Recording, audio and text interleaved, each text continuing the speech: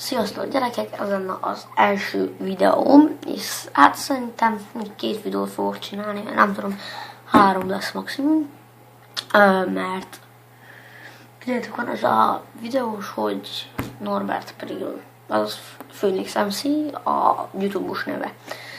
Na most az a lényeg, hogy szerintem csatlakozni fogok hozzá videózásban, én most csináltam egy YouTube csatornát persze.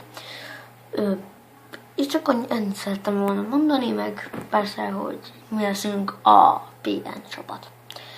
Igaz, hogy ketten leszünk, de nem így látod, hogy egy ember csatlakozni fog hozzánk. Nem tudom, ezt még megbeszélem be.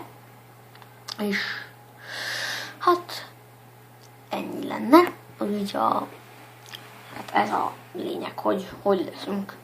Na, mindegy is.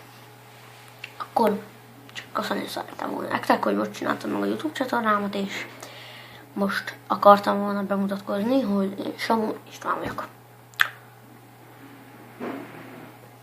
Na, minden ennyi lett volna ez a videó. Sziasztok gyerekek!